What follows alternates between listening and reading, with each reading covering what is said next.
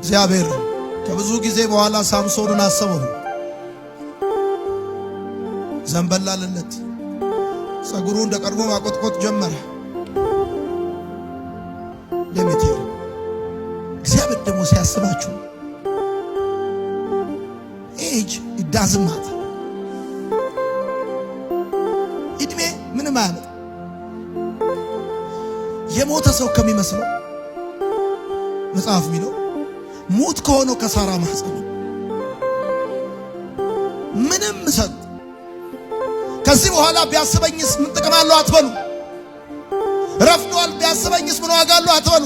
ጊዜ ሄዷል አትበሉ። እግዚአብሔር ያስባችሁ እንጂ እድሜ ቁጥር ነው። እሱ ባሮጊቷ ሳራም በወጣቷ ማርያም መስራት ይችልበታል። ኬሚስትሪው በእጁ ነው።